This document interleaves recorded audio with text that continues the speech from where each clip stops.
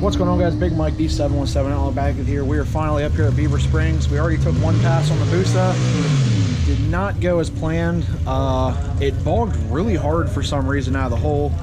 Took till after the 60 foot to get back up on boost, and then it just pulled like a freight train. We ended up getting 153 mile an hour in the quarter, but we only trapped the 10-1. It ran probably by far the worst 60 foot I've ever run, but we got it all cooled down, ready to go. We're waiting for another round of test and tune. There is a bike class going tonight, but since the bike is so untested, I'm not pushing my luck. So, yep, we're gonna get back to it. Let's go, guys.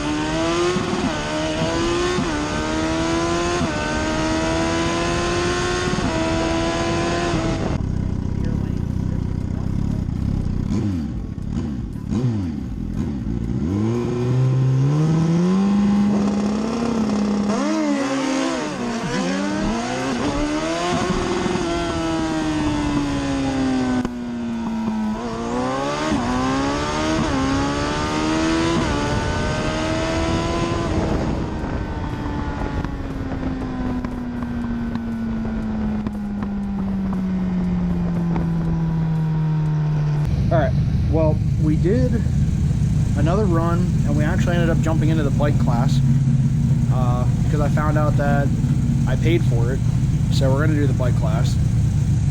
Just had a mild heart attack because the coolant overflow decided to start puking out coolant, and I honest to God thought that I just blew a head gasket. So we're going to let it cool down, double check the coolant, make sure everything's good. I think I just had too much coolant in it and it just pushed it out. Luckily there is coolant overflow on these. I might have to get a catch can at some point just in case this happens again. But yeah, that's one way to have a mild heart attack first day at the track with a turbo. So yeah.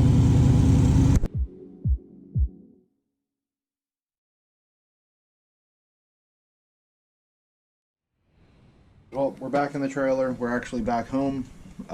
First day at the track didn't necessarily go as planned. One, right after I did that quick little ending that we were going to enter in the bike class, I found out that I wasn't actually able to enter the bike class because I was only test and tune, so I wasn't able to do that. But then I didn't have enough time to tear the bike apart. I was trying to figure out where that coolant was coming from. From the looks of it, it was just coming out of the overflow, so we called it a night. I brought the bike back home. We're going to go ahead and throw it on the lift. I'm pretty sure you can't even see that, it's dark out there. Go ahead and throw the bike on the lift. I'm going to give it a once over, make sure, because I was, as far as where we saw the coolant coming out of, it was coming out of right where the overflow should be.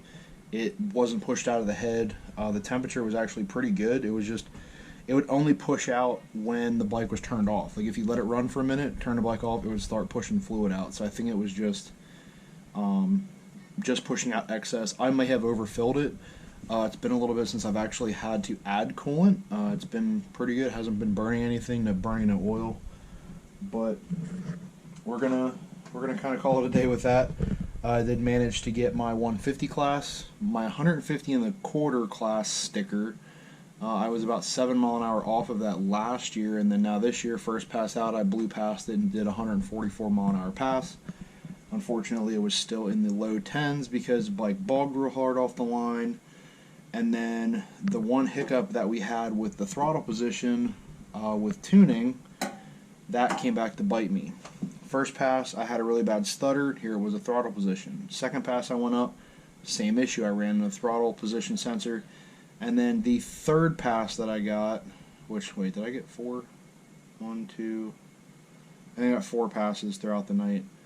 But it was, maybe I have them mixed up. First pass, I know I had an issue with it bogging, and then it hesitated a little bit.